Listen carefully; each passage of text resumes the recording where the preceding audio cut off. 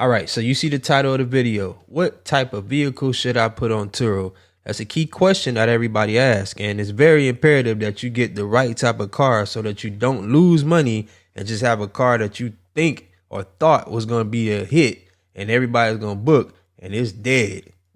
Sleep. Nobody booking it. So I want to make sure you don't go down that process of getting a car that you think is going to do well and it doesn't do well. So it's imperative to know what type of vehicle you should put on Turo depending on where you stay at. And it all depends on your market. So stay tuned. Make sure you like, share, subscribe. Follow this channel, man. I told you I'm bringing more gems each and every day. So without further ado, let's get into it.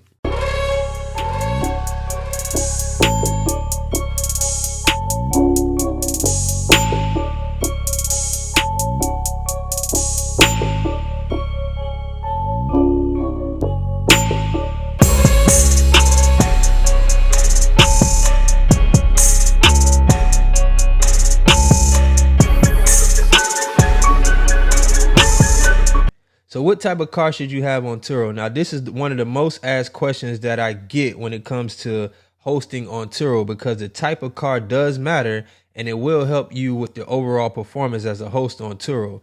As I stated before on how to become a host, there's two of the most important things to know before looking into the type of car you want to list. And one of those things is to make sure that the vehicle is no older than the year 2011. This means that the vehicle has to be under, it can't be under 2011.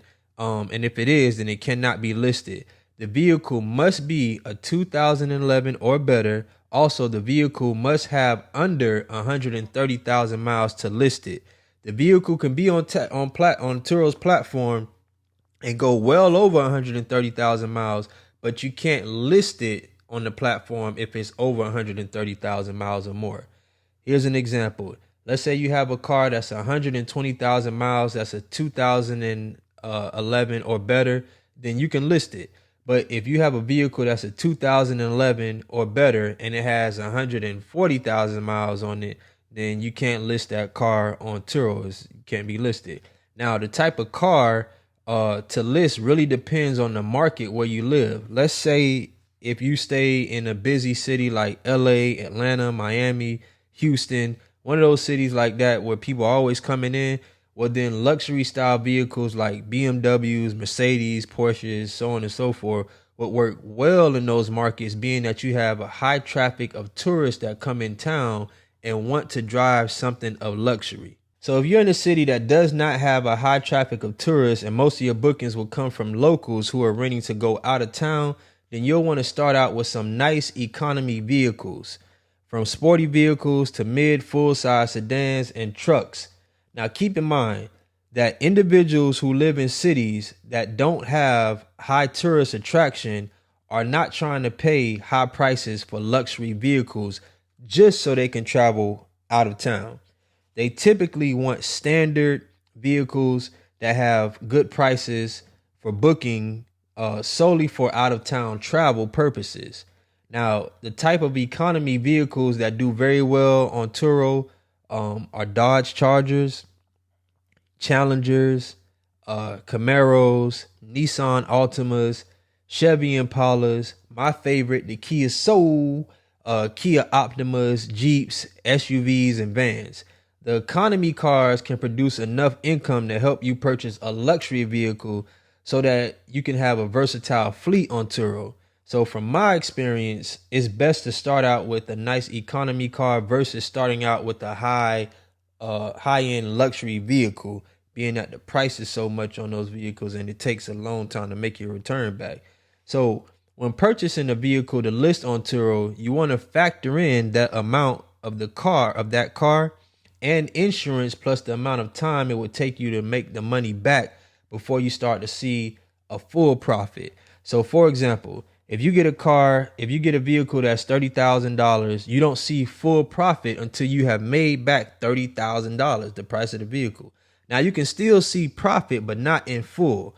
So let's say the payment on the $30,000 vehicle is $550 per month and the insurance is $200 a month. This means that whatever you earn in a month on Turo, $750 of that would go to the payment of the vehicle, and then the rest would be yours to pocket.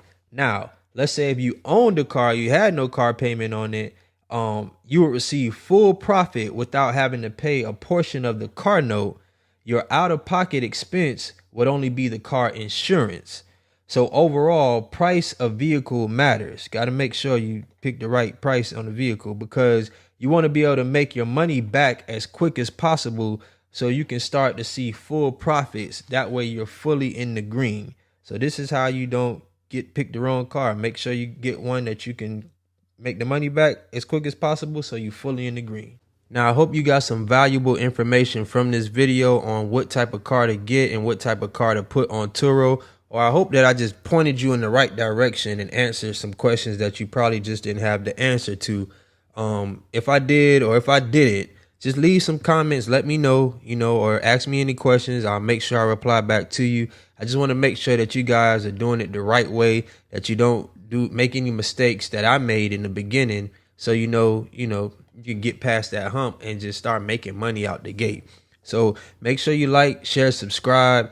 More videos are coming. Each and every day we're dropping a new one pertaining to Turo and the ins and outs of Turo, the key factors, the things that the people are not telling you about.